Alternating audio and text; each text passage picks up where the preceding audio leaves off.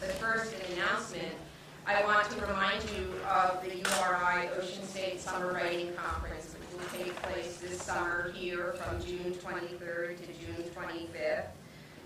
If writing is your passion, no matter what level you're at, beginning, intermediate, or advanced, you are welcome to sign up for the URI Summer Writing Conference. And I'm not sure registration is gone online yet, but it should be up, I hope, by the end of next week. I want to let you know that Robert Stone, Jennifer Egan, Tomas Salomon will be here among the most distinguished, remarkable writers. And then there are many, many other fabulous writers, creative nonfiction, poetry, and fiction, who will be here welcoming you to take a workshop for 3 days if you choose. If you don't choose a workshop session preliminary to the strictly weekend program, you can still come on the weekend and participate in several workshops, readings, craft sessions, and master classes. There's also an opportunity for consultation one-on-one with writers. So we welcome you. We feel that the writing community is very, very strong here at URI and in South County. Let me also give thanks to many people, if you will bear with me. I want to give thanks to the Rhode Island Council for the Humanities. I don't know if Sue Ellen is here. Carl, there you are. Thank you so much, Sue Ellen. Here's somebody, Sue we call her, who has made an enormous difference in Rhode Island by giving ample and generous grants to arts and humanities efforts throughout. So, Sue, thank you so much for helping us and making the whole process work. I want to thank Rick McIntyre, who is here for the honor program support, Dean Winnie Brownell and the College of Arts and Sciences, the College of Human Science and Services, Communication Studies, Psychology, Writing and Rhetoric, Sociology and Anthropology, and History. These are the programs within the School of Arts and Sciences and in their own colleges who have generously given to this program to make it possible.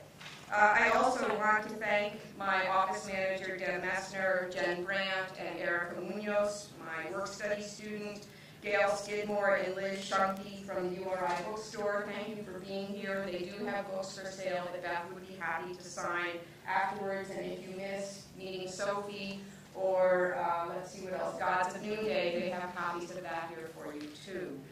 I want to thank Bob Samuels, who's here from the Counseling Center. I'm very grateful he's here. I asked him to come today since Beth, especially to come today. I know he was interested anyway, but since Beth is talking about suicide, if anyone needs to consult with him, I want you to know he's raised his hand, who he is, and he would be happy to talk with you if you need it. Peter Cavino, Mary Capello, I saw Peter come in, and Mary. These are two remarkably distinguished creative writing faculty members and writers from the English department.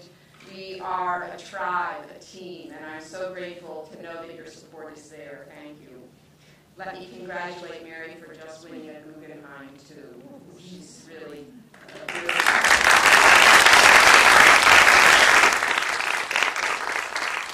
Will, thank you for doing the videoing. We really appreciate it. We hope to have these videos up on URI YouTube so that they will be there for public access. And I also want to thank my partner, Mike Yefko, who makes me do dishes a lot. Without whom I could not do any of what I do. So Mike, thank you so much.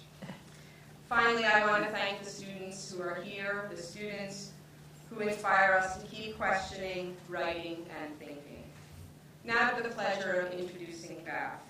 Raised in Bucks County, Pennsylvania, Beth graduated from Smith College in 1975 and earned her PhD in American Literature from Brown University in 1989. She then taught in Harvard's expository writing program before returning to Brown in 1994.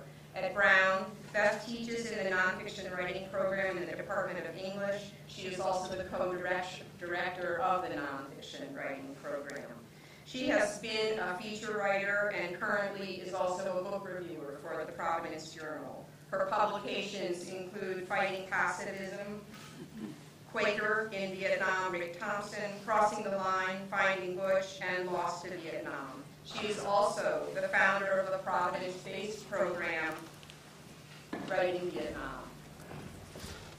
It is most appropriate that Beth is here with us today to be our final speaker in this series, Crossing Borders, Women Writing Their Lives. Why, you might ask? She has written and lived a very courageous life. She is a woman who has stood up for herself in the face of male authority. She has done guerrilla theater in protest against the Vietnam War, survived the suicide of a brother, and written about it in very poignant and brave ways. She has also raised 3 remarkable sons who each have great awareness of the integrity and creativity of women's lives and voiced her insights in inspiringly honest ways. She shows us the struggles that people face with religious beliefs and upbringing. She's also developed her writing in several different domains. Like all the writers in the series, she has directly and indirectly addressed the costs of war and gender conflicts. Jill Kerr-Conway, you will remember, her war was war with the land and with her gender culture, but it was a war nonetheless. Elaine Orr was facing the Biafran War and the war of her kidney disease on her body. Nancy McCabe was facing the cultural and gender war of being a single white adoptive parent adopting a child from a country that has its own war against girls. Beth's book, The Plain Language of Love and Loss, looks at the costs of the Vietnam War and the religious beliefs we all face as they profoundly affect our lives. Beth's prose is evocative and strategic as it moves between scene and reflection. It is impeccable in its rhythms and capturing the details, and inspiring as she revisits the history and struggles of her life. Finally, as Crossing Borders also seeks to build bridges, Beth helps us bring to a close this series of events that has deliberately tried to cross borders from Australia to Nigeria to China and now to Rhode Island. She has helped me bring to closure an attempt for all of us to see how the similarities and differences of women writing their lives finally touches each of us close to home. Please join me in welcoming today Beth Taylor.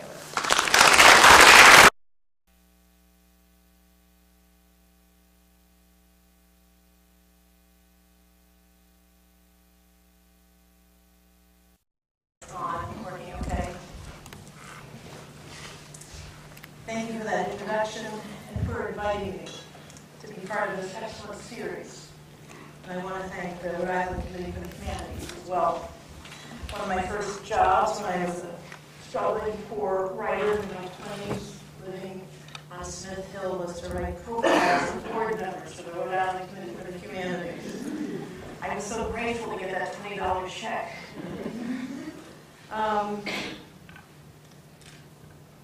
Also, I wanted to say to Jody, I know what it is to create a series like this, and the hours, going back probably, I'm sure, a year ago, at least, to make it all happen, from the littlest detail to the big, to the PR.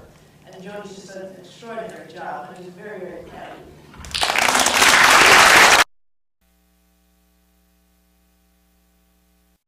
So, I've been thinking about crossing borders and how the concept links to my life, my book, The Plain Language of Love and Loss, and writing. Borders make me think of divisions, either or divisions. Male, female, pacifist, soldier, the political, the personal, past, present, child, parent, fiction, nonfiction, private, public. If we want, we can always see a border between 2 opposing concepts. Usually that border is invisible and a function of complicated social constructions. And usually most of us ignore, transcend, or blur those lines and divisions on a regular basis. In other words, we live less in the land of either or, and more often in the land of both and. Like any of us, I can look back at my own life and see how I was often crossing borders between imposed and opposing concepts. In the spirit of this series, I'll focus primarily on borders in philosophy, between pacifist and soldier, and between what Tim O'Brien calls happening fact and heart truth. Over time, I have come to see that the either-or of pacifist versus soldier, or of fact versus fiction, is actually, for most of us, a both and. My understanding of the blurred border between pacifists and soldiers began with the first book I thought I was supposed to write. It came from a revelation while driving along one day in the early 1990s. I suddenly saw in front of me each of the young men that I had somehow lost to the Vietnam War. Each had made different decisions about the war. The first was my brother Jeff, whose death by suicide I believed at the time was in response to the war. The second was Butch Geary, my 4-H club leader, whom I adored at age 12, and who, as a Marine lieutenant in Vietnam, was killed in action in 1969. The third was Tony, a high school boyfriend who had chosen at age 18 to emigrate to Canada for good. The fourth was my cousin Rick, who sent back his draft card and then went to work for the Quakers at their hospital in Quang Ngo, Vietnam. He died in a plane crash during a monsoon in 1973 after he had escorted some wounded children to a hospital in Saigon. The fifth was Bob Martin, a friend who had been arrested for demonstrating against the war on the White House lawn in 1973. He was thrown into the Washington, D.C. jail and passed around to be gang raped, setting him on a course of self-destruction until he died of AIDS in 1996. For this book of profiles, I started interviewing family members and gathering letters, journals, and photos of each young man. One of the most moving border crossings happened when I went to find the family of my 4-H club leader, Butch Geary.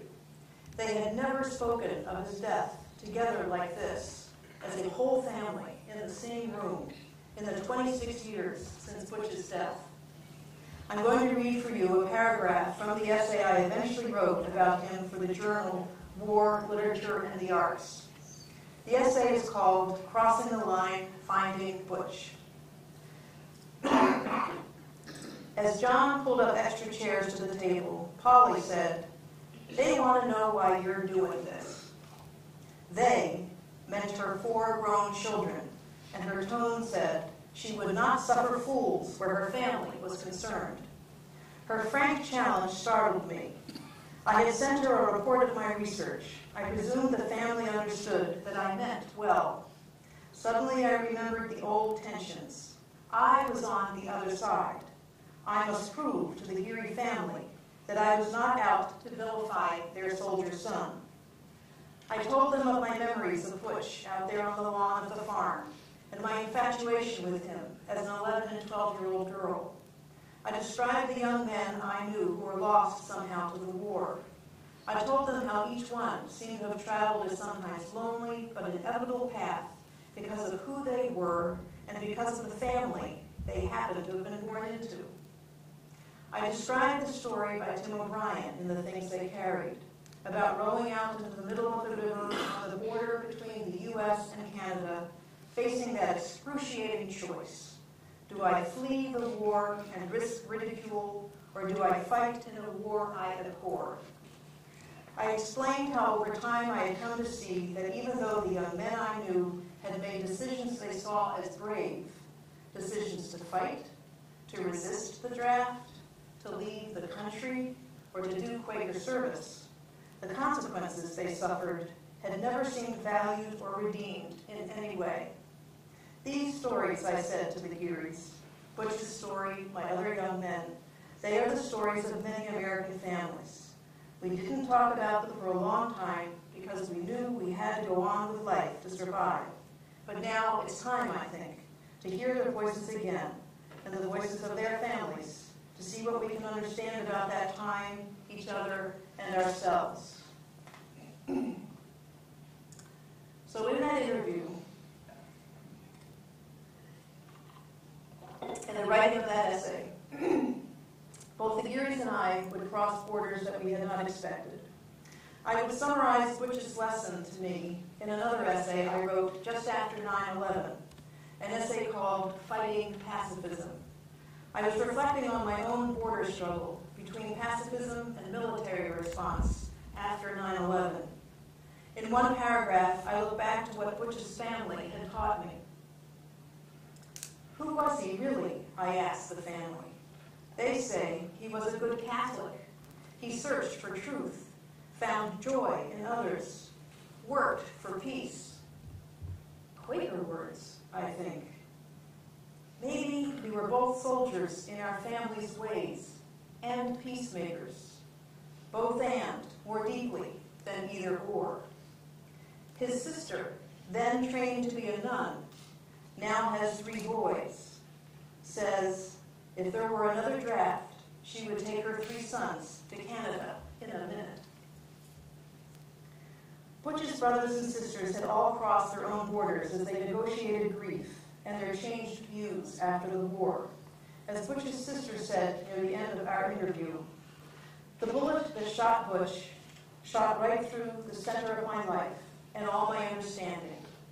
It changed me more than having children. I knew so little about Vietnam. Butch's death was like a slap in the face, a get with the real world, you know.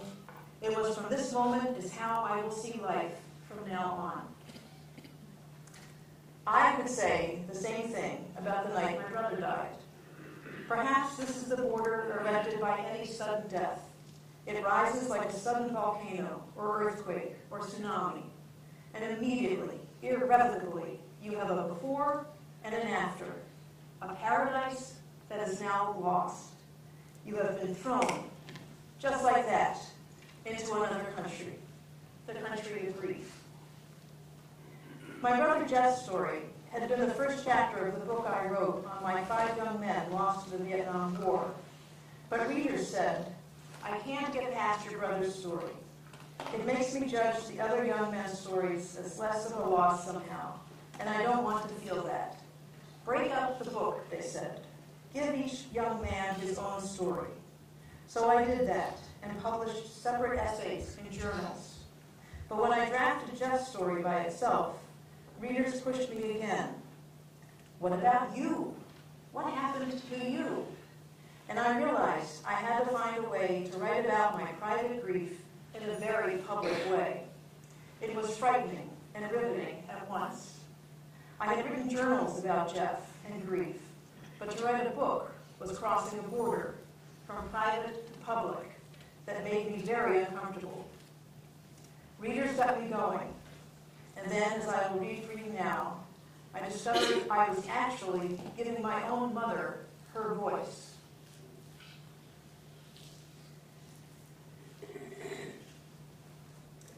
When I turned 50, I stood at the kitchen counter looking out the window at our small backyard in Providence, Rhode Island, studying our one towering tree in the old carriage house. And suddenly I saw my mother, alone at her kitchen table in Pennsylvania, looking out at her flower garden, the sloping lawn, the pear tree and woods beyond. It dawned on me that I was now as old as she had been when she lost her 14-year-old son to suicide. My mind didn't flash to my older brother, Jeff. It saw only the 3 different faces of my own boys, each so full of life and purpose, and my breath caught.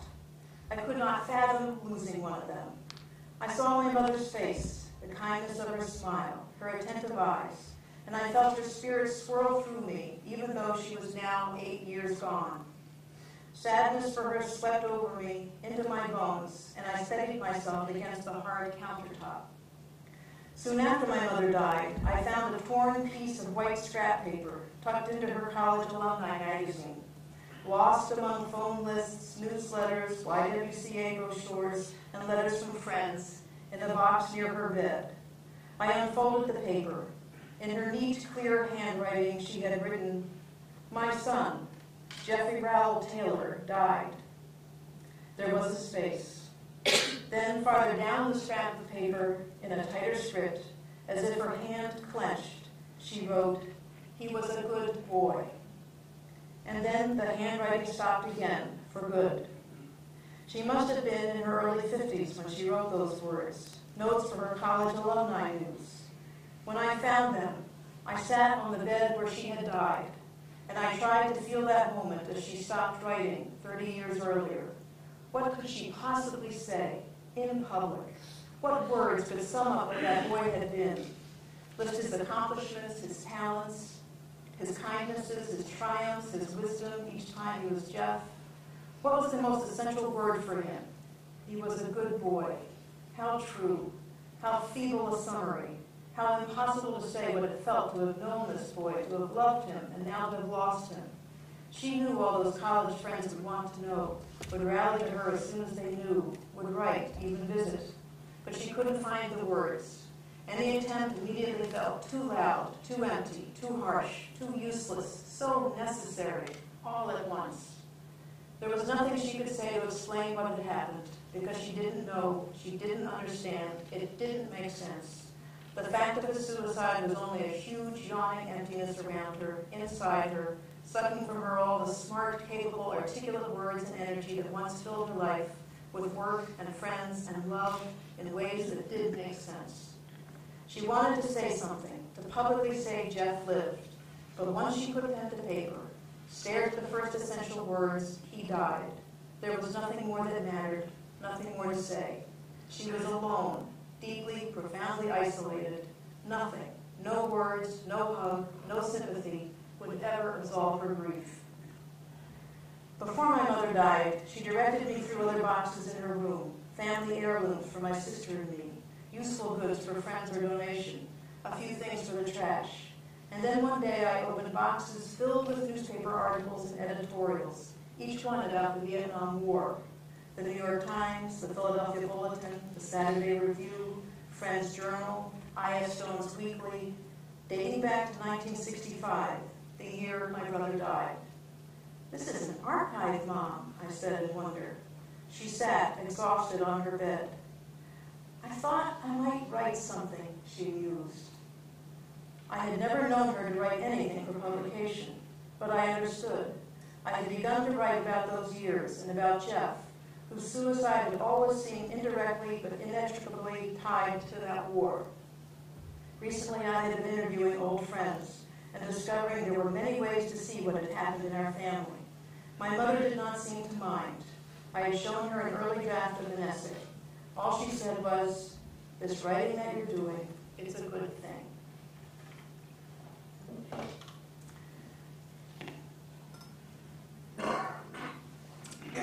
Jeff's story can be seen as a story about borders, how communities, both geographical and religious, can define us, strengthen us, but also limit and hurt us. I grew up in an intentional community called Bryngelly. That is Welsh for Hill of Vision, and it was a paradise. It was founded in 1940 and carved out of 2 farms in Lower Bucks County.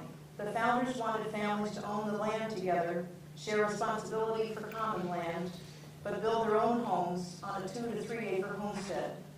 As a charter member explained, it was supposed to be an ideal community, free of prejudice and discrimination. They were artists, teachers, journalists, engineers, lawyers, and ministers. They were Quaker, Unitarian, Jewish, agnostic, and atheist. They were mostly white, but soon embraced the first Black and Asian families to move to that suburban area. They described themselves with amusement as folks with high ideals and low incomes. Although some of the founding couples had independent wealth that cushioned their abilities to risk living more by conscience than paycheck to paycheck, all chose to live by ideals less valued by mainstream America. Ed Ramberg left Europe before the Holocaust and helped found Bryngelly. In a community history he recalled, "We questioned the validity of authority, whether it was the authority of the government asking us to take part in war, or the authority of custom describing styles of living and spending of leisure time. Authority had not produced results which satisfied us. We hoped to develop a more brotherly and fulfilling way of life by applying our own judgment and experience and such technical knowledge as we could gather." For children, Bryngelly was a wonderful place to grow up. In the winter, my brother, younger sister, and I met the gang at Mars's Hill for a fast sled down toward the creek, or at the pond to skate. We gathered every summer evening with the kids on Woods Road or Hillside Road, and we built troll houses in the woods, or slid down the mud bank known as the Big Moheaves, built dams on the creek, or played beckon or baseball in the meadow till dark. When we wanted to know where a buddy was somewhere in BG, we'd get out a shrill, intense call. This is before cell phones. And if they were out there in the woods or on another road, they would respond, the curt yodel leaping out of the trees like an echo. On summer mornings, mothers offered courses in jazz dance, pottery, or weaving straw into baskets. In the steamy afternoons, we oozed down to the community center to plunge gratefully into the cool, life-guarded swimming pool. Swim down and back the first day, and you could go into the deep end. Swim 10 laps without stopping, and you could come each afternoon without a parent. The cherished first step of independence. On hot summer evenings, we joined buddies for a night swim, or slept out under the stars on our lower lawn, lulled by the rhythmic whir of cicadas. Or if it turned to rain, we all crawled into the tent, sheltered by the trees in our backyard, and listened to the tapping of the drops as we told ghost stories and drew curly op art with flashlight beams on the dark green canvas. In this wonderful community, my parents were raising us as Quakers, a faith practiced by my father's family since the 1700s. But as the 1960s unfolded, the values of our community and of our Quakerism became their own kinds of borders. Because pacifism was a tenet of both our Quaker upbringing and of Ringwella. As children, we were unaware that we held a minority point of view in the world at large. Nonviolence was something we thought everyone always wanted, as Jeff Riley noted in A Christmas Thought, a poem he wrote in 1963 when he was 12. What do you want for Christmas, Sonny? Says old Santa, big and funny. A mighty mow is nice to have. Shoot down light bulbs on Christmas morn. A Tommy is nice, you see. Shoot poor Santa in the chimney. All these war toys to celebrate his birth, the time when peace was to come to earth. By junior high school, BG kids were voicing their liberal democratic views more publicly, particularly in class discussions of social issues, and occasionally Jeff joined in. But the majority of Bucks County students, like their parents, were white conservative Republicans. Occasionally, a kid on the bus would call one of us a commie pinko. When we asked our parents why people outside of Ringwella thought we were communists, they explained that communists described the governments in Russia and China, where the government owned everybody's land and they dictated how to live as a way of legislating equality. Perhaps, they said, these kids knew Ringwellers owned the land together and that we all made decisions together about our common land. So they thought we were like Russians or Chinese. More likely, kids saw we wore secondhand clothes, ate sandwiches with whole wheat bread, or lived in handmade houses. And they judged such differences as odd, maybe even vaguely disgusting. Or they saw the bus pick up the only Asian and black kids on our route. We did think of ourselves as distinct, and our parents encouraged it. They spoke of the Southampton powers who had made it hard for BG to get underground wiring, sewers, or some zoning break because they wanted to dissolve our community. We kids heard such comments without understanding, but we took them to mean somehow that we were better, higher, special, and they were the unenlightened masses. In the fall of 1964, Jeff was in 8th grade at the brand new Klinger Junior High School, enjoying some heady successes. He was elected student body president, and he hosted a conference of other SVPs around Bucks County. He played clarinet in the school orchestra and center halfback on the soccer field.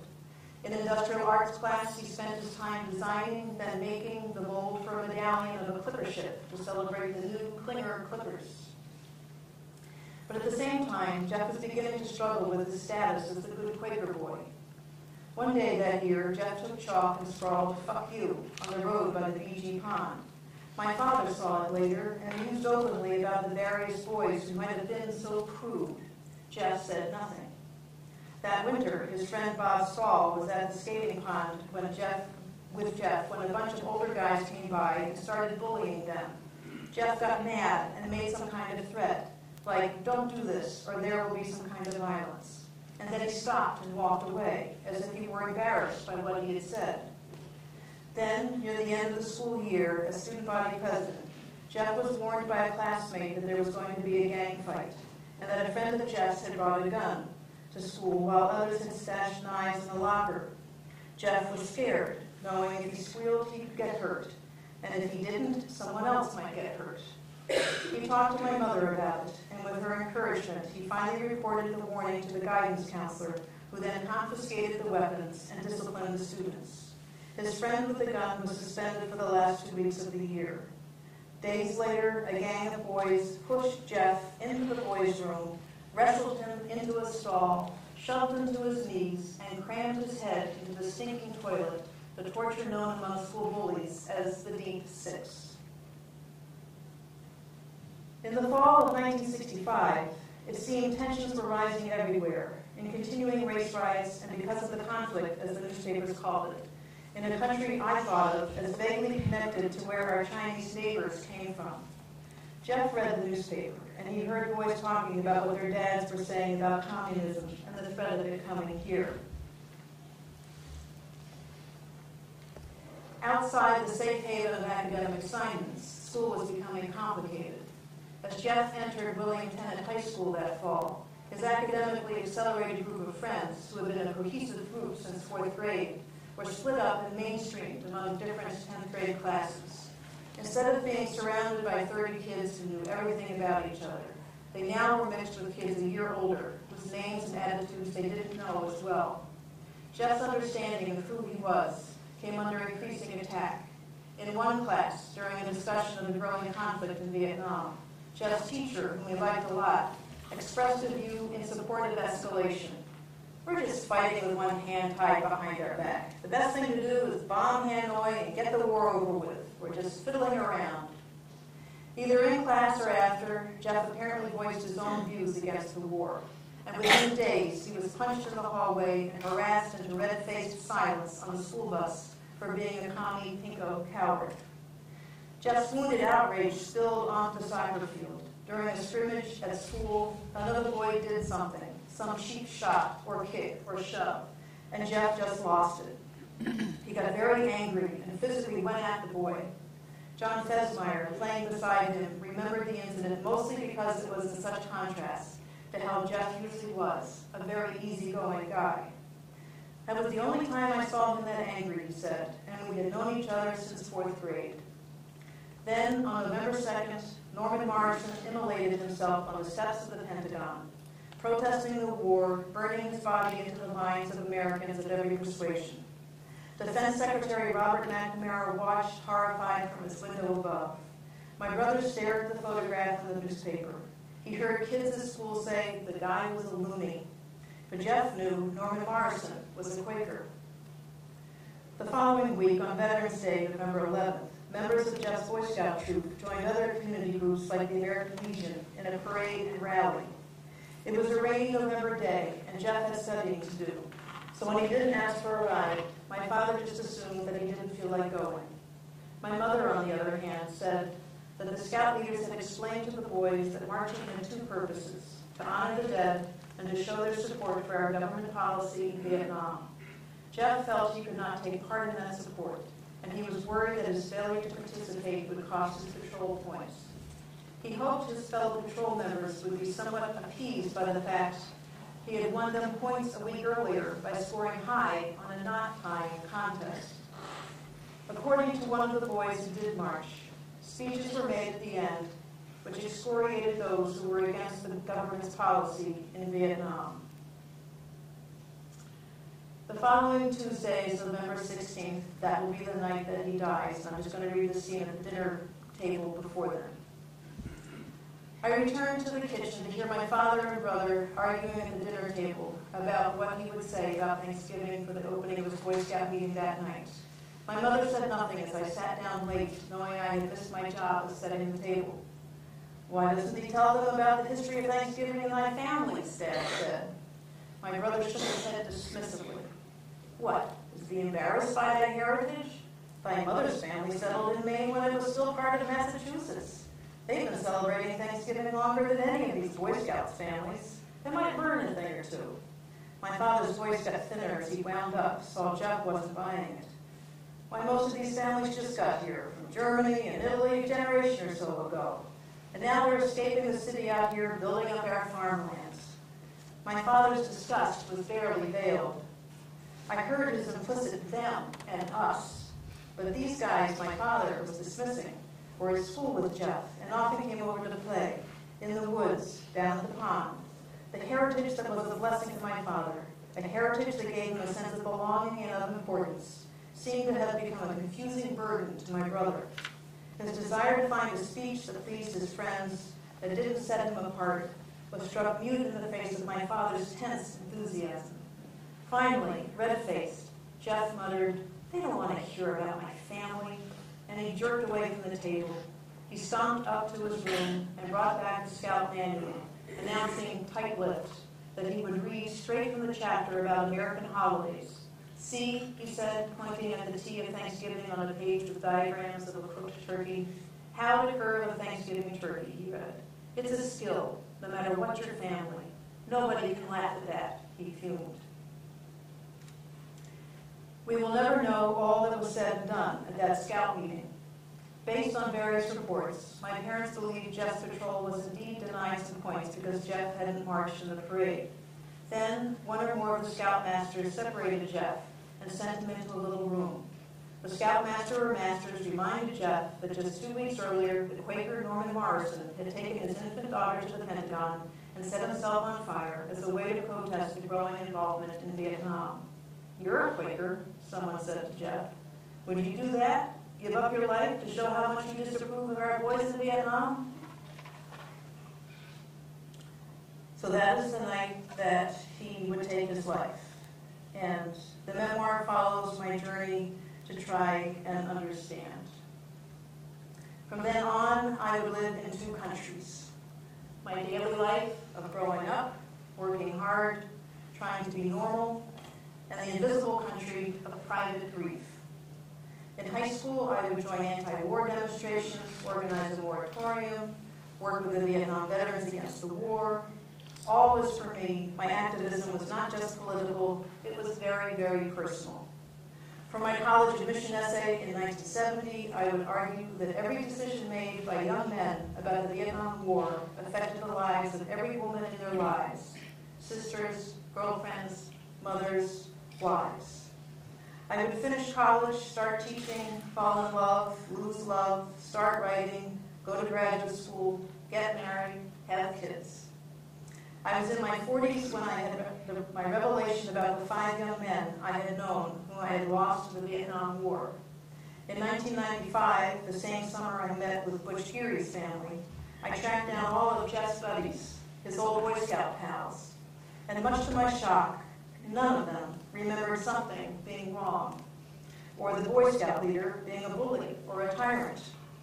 They only remembered great times playing with Jeff in our woods or down at the pond.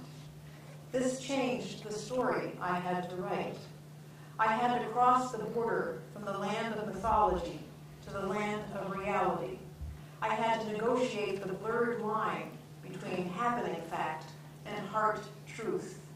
I turned to an old friend from Ringwelled for help. Because no Boy Scout remembered anything negative happening to Jeff or to anyone in general, one wonders if it was just a lone leader who isolated him, unbeknownst to other leaders or boys. But how then did someone hear a boy say, "You have to admit they were pretty rough on him last night"? Did a myth evolve purely from enough people hearing Jeff worry about losing points, even though he perhaps had nothing to fear in actuality?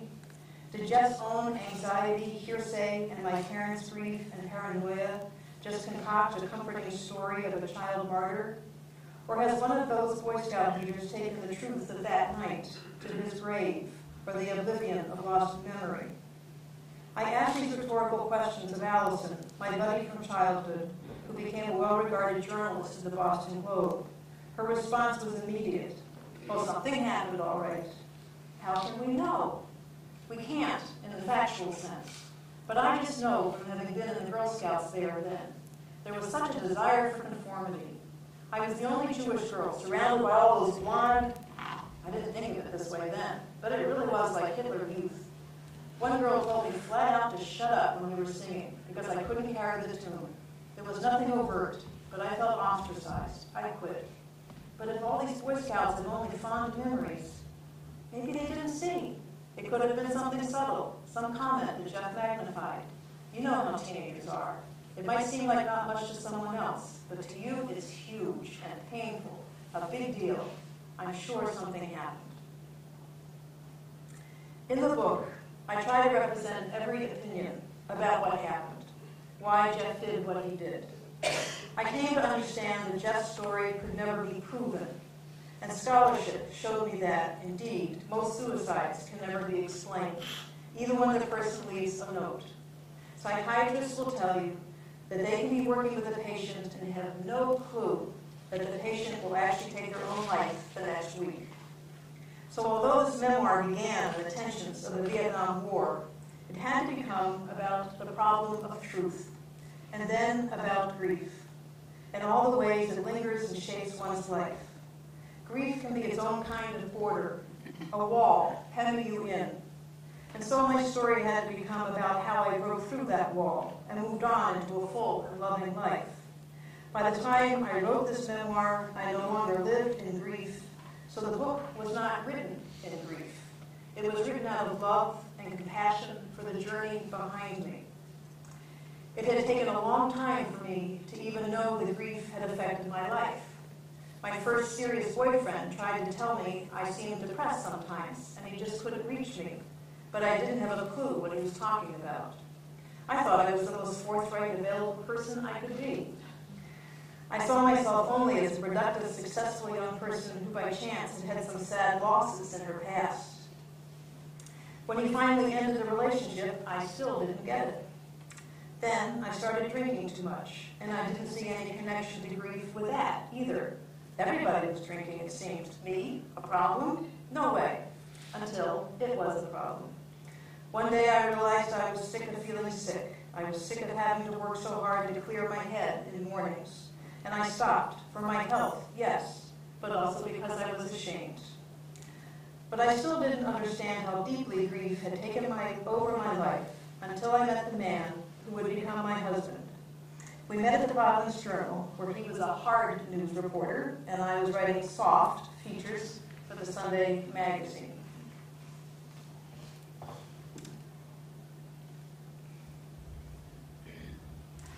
Then November came, the month that always ate away at me, no matter how well I was feeling about my life. Bill came for dinner by chance the night of the 16th. He knew about Jeff and how he had died, what we knew and didn't know. We lay down that night, and I was withdrawn, turned away from him, swirling into the dread that washed over me on this night every year. "What's wrong?" he asked, circling his arm around me. What could I say? I'm sad? It sounded so childlike, so something I should have gotten over long ago. And really, hadn't I? All that therapy and readjustments with my parents, and Jim's loss trumping the pain of Jeff forever. I couldn't think straight. I just wanted to be held, quietly. But life was never quiet with Bill. There was no space for moping. Together we did things, worked hard, debated intensely, pushed each other. But I couldn't let my sadness go. This was my day to mourn. He should let me grieve, be there for me. This is the night Jeff died, I said. He was quiet. Then he withdrew his arm from around me, lay back against the pillow, said slowly, "I want you to get this ghost of your brother out of our bed." I lay there frozen. He might as well have slapped me. What a cruel thing to say. I felt beaten. There was nothing I could say in return. He left soon after. Later in the night, staring into the darkness, my mind replayed his words over and over again. So cruel. Get the ghost of your brother out of our bed. Our bed.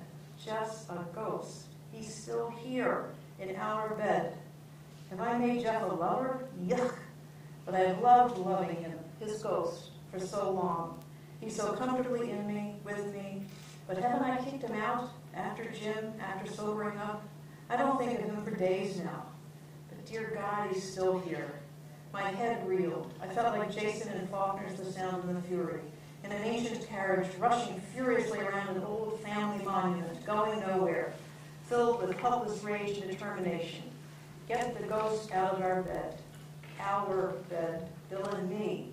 Get the ghost out of our bed. What a necessary step if I am truly going to move forward into new life. New life, that is what I want, and I will do whatever it takes to make it happen. That may be a tough passage to listen to for some. It was obviously a tough but transformative night for me. Readers, particularly men, have told me that passage helped them to finally understand something that had happened in their own lives. What was in the way with a former lover, someone else whose grief had become a kind of lover, so that it got in the way of true relationship.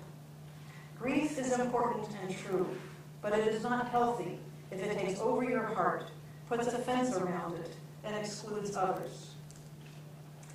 So Bill and I went on to raise 3 wonderful boys. I'm sorry, I just already said they are actually wonderful. But of course, life throws its curveballs. Here are some scenes when the borders of my own life, pacifism, fear of suicide, and grief, all collide around our first son, Peter, when he is very sick and in the hospital. The inevitable happened when Peter was 10 and in the hospital.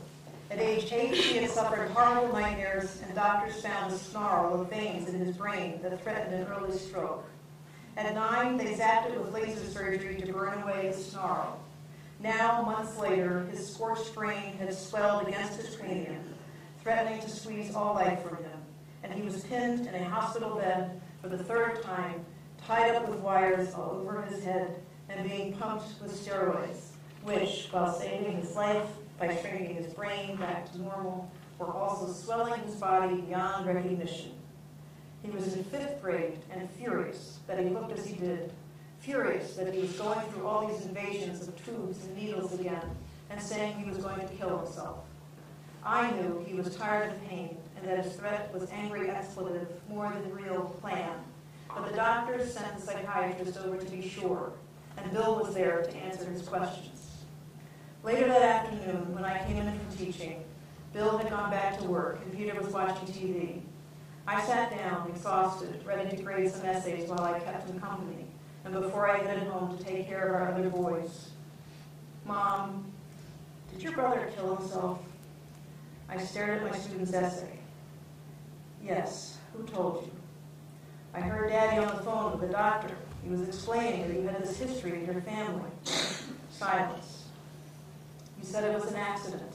Why didn't you tell me? I looked out at that gray March evening from that awful white hospital room where Peter sat, trussed up with hurtful wires that could never tell us all we wanted to know to make him okay. And I felt very, very tired. The tears streamed down onto those forgotten essays, and I told him everything. Or at least I told him the legend about the Boy Scouts, the Vietnam War, Quakers, his grandpa and Grammy, and pacifism. And suddenly I realized Jeff was sounding like a hero again, making suicide seem like an option in response to frustration. I sat in that hard plastic chair feeling already whipped. I looked right at Peter. But Peter, the most important thing is how angry I am at him. I loved him, and I wish from the bottom of my heart that some misguided grown-ups and kids weren't so hard on him. But I'm mostly angry at him because he never realized how what he did would hurt so many of us for so very long. Peter was quiet for a long time, glowering. I have his same birthday. I know, but it's your birthday. You are you, not him. Don't you ever, ever forget that. The most brazen attempt I made at staving off the fear of Jeff's legacy came the next year when Peter went into a tailspin after being taunted continuously in middle school for his swollen steroidal face. Sympathetic therapists were no help. They couldn't stop the brutality of schoolyard kids. You've got to try and walk away, Pete, I said. Oh, please, Mom, this is the real world. If I want to fight them, I will.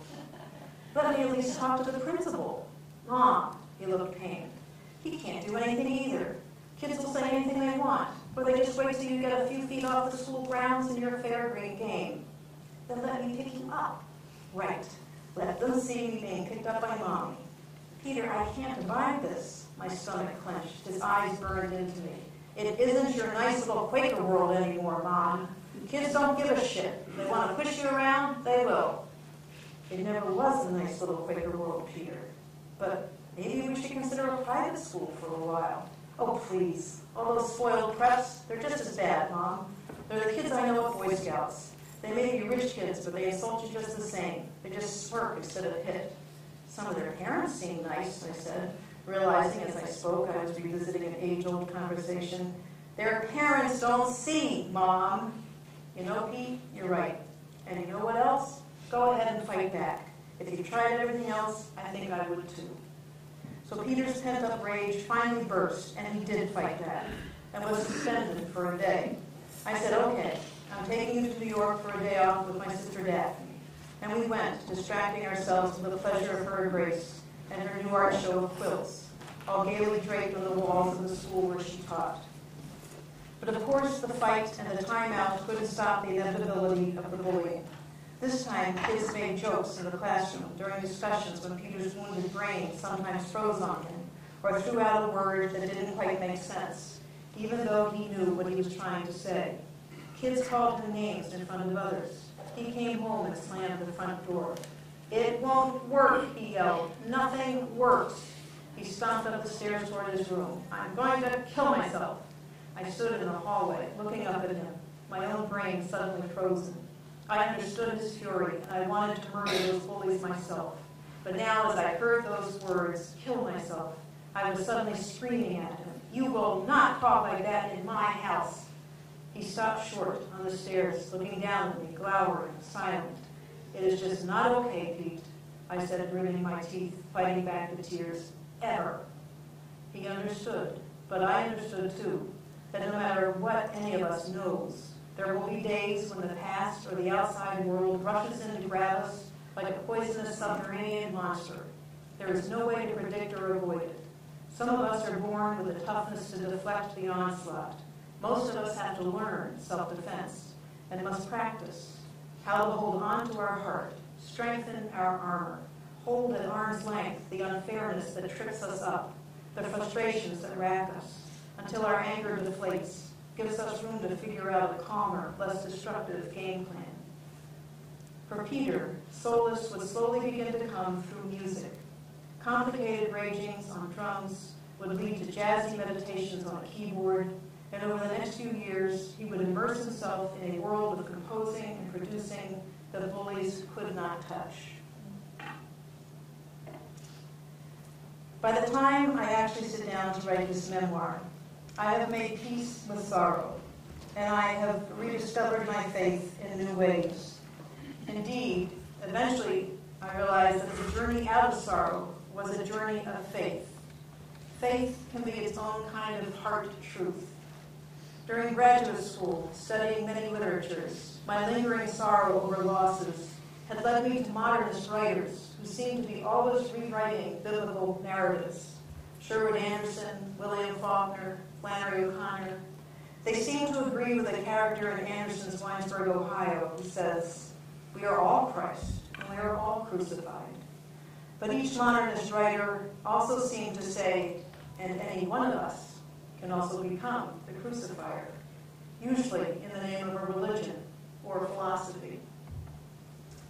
Eventually, I would join a Congregationalist church, the people who once hanged Quakers on Boston Common, but who now seem to ask as many questions as I did about conflict, inequity, and race. In that church, I found a kind of solace, a place where I came to understand that no matter how educated I became, I could actually feel Flannery O'Connor's sense of Christ, whom she describes as lurking behind the trees, impossible to escape. At the end of the memoir, I accept the fact that I will always have moments of feeling Jeff and other losses, almost three-dimensionally in my heart. And I think this to myself: perhaps this is what grief finally becomes, burned deeply into the brain, then burnished through each stage of life, a private set of cues and responses, one's own stations of the cross, a way of accepting and honoring so one can move forward once again. Thank you.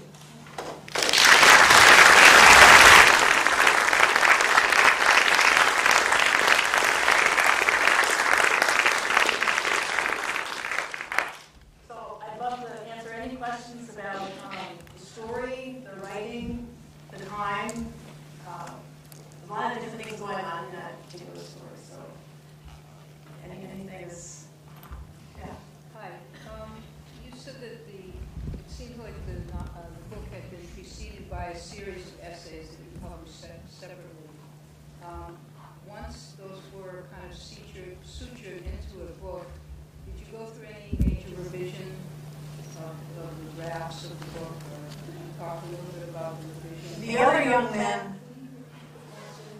Well, she's asking, I think, what happened to the essays about the other young men. Well, I'm really asking a question about the revision process. In this book, as opposed to the first one, Yes. Only my cousin Rick and boyfriend Tony end up in this memoir. I wrote a separate pamphlet on Rick's life in Quang Ngai and his journey of conscience. It had no mention of my brother's death. And I published that, unto itself. And I wrote the essay on Butch in a separate journal. I found out that my friend Bob Martin, who had been gang raped, had actually written a lot about prison rape after his experience, and had a whole canon out there that any of us can read. And it was also a chapter in Susan Brown Miller's groundbreaking book called Men, Women, and Rape. And he spoke as a man who had been raped. So I kind of felt like he had been taken care of. I didn't have to give him voice. And so I did not publish an essay on him. But so then there wasn't any, what did you call it, stitching of their stories from one just into this memoir. When it was logically time to bring up Tony's story in high school or Rick's story in college when he dies. I knew a lot about it from my research and the writing of the essay, but I was writing about it differently because this was a different genre. And I was just talking about this in Joey's honors class. This memoir went through 7 or 8 revisions. And I reminded them that Tracy Kidder writes 11 and 12 drafts of every book he writes. So it's good for writers to remember it's always a journey. I first wrote this as oral histories. So every Boy Scout, every friend, every family member, had their own oral history part of trying to tell this story. And then it was way too long. Then I wrote it as literary journalism. So every difference of opinion was attributed, every person's source was introduced, how many years separating the event and their commentary, was documented. So I followed all the good journalism, fair, balanced, and accurate standards for that version. So that was a little bit shorter, but still very long. And then readers encouraged me to just tell it as a good story, which meant creative nonfiction. And that meant letting go of all the attributions, who said what, when. So for instance, in a chapter where I try to cover all the different points of view of why Jeff did what he did, I will have summary, sentences. And I will flesh out scenes in other kinds of moments with a kind of cinematic visualness that I can't verify the way a journalist would have to. But the goal was to bring alive the story so that the reader lived within it. And so nothing could have been sutured even if I wanted to. The only, as I mentioned in the honors seminar, the only scene that was utterly unchanged with revisioning was the night he died. I wrote that in 1995, and everything that happened and was said was just burned into my brain. So that's the only unrevised or shaped scene in there. Everything else went through much revision. Yeah. You've mentioned several times now responding to readers' comments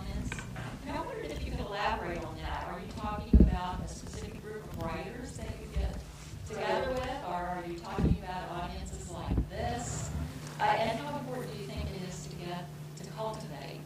So for Writers me, should. it's very important.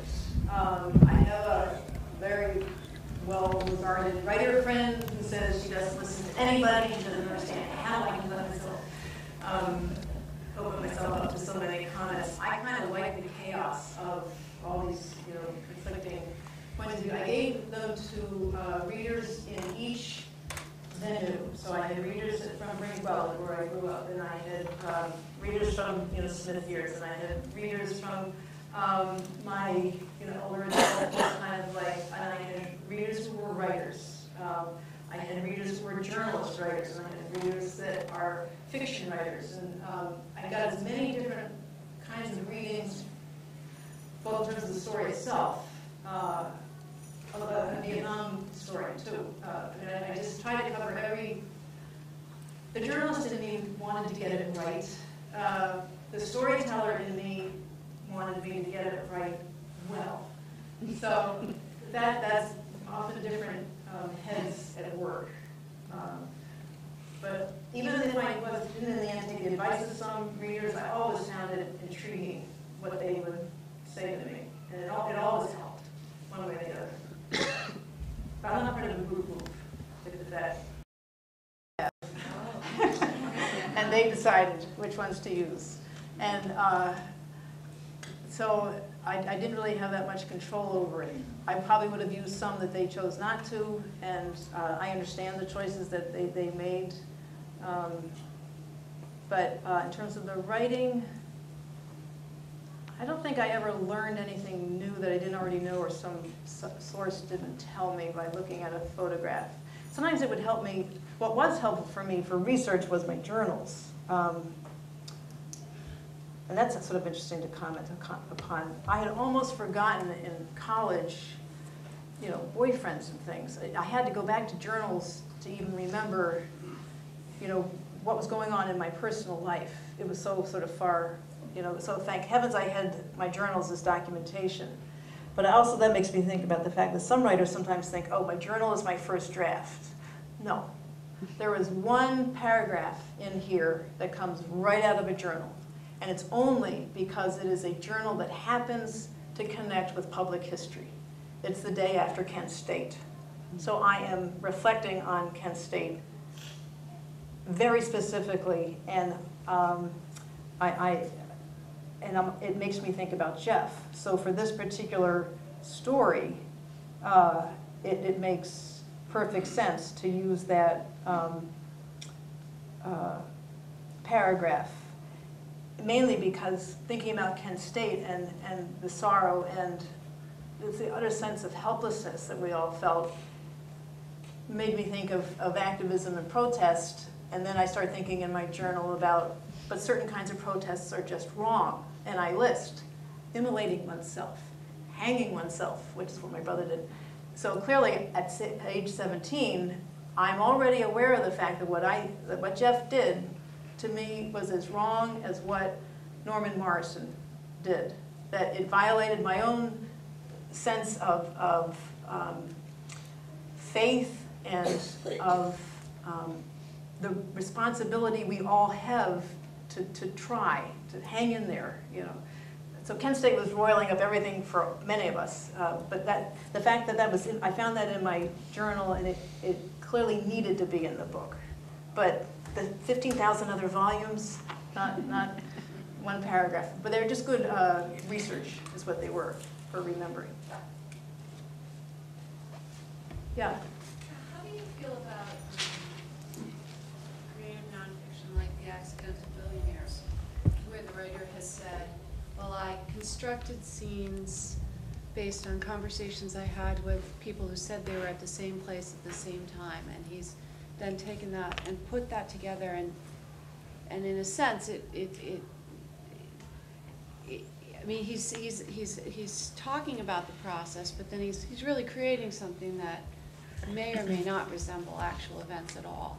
And how do you talk to your students and think about that as a writer yourself? Yeah, it's an excellent question. It's the eternal question for creative nonfiction.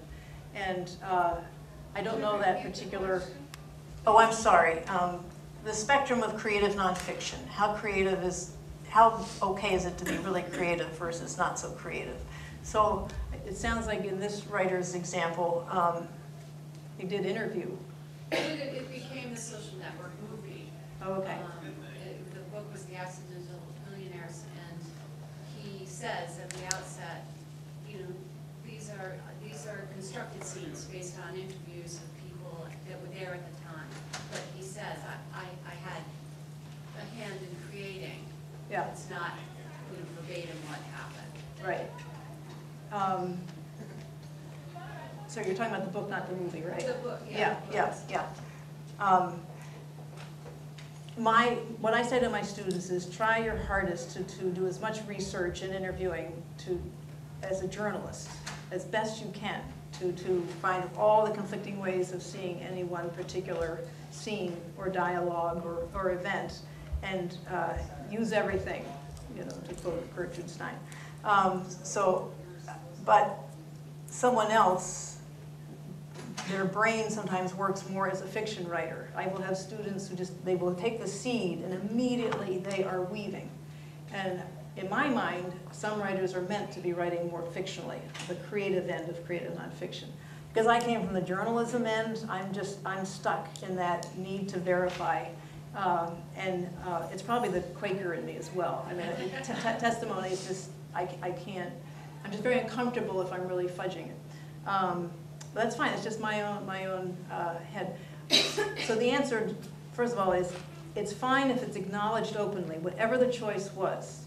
So if someone is going to be fictionalizing, they should call it fiction. That's why Tim O'Brien calls it fiction, even though every single story is based on something that happened to him in Vietnam. But he has chosen to weave it towards the end of art. And so fine, just call it art, and we'll take it, you know, as art. So I think our time has come to an Oh. end, Beth. Thank Okay. you very much. We have a present.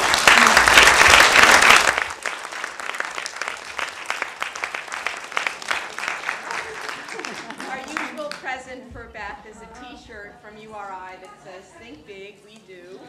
Thank you, Beth, so much for being here. Thank you today. all very much.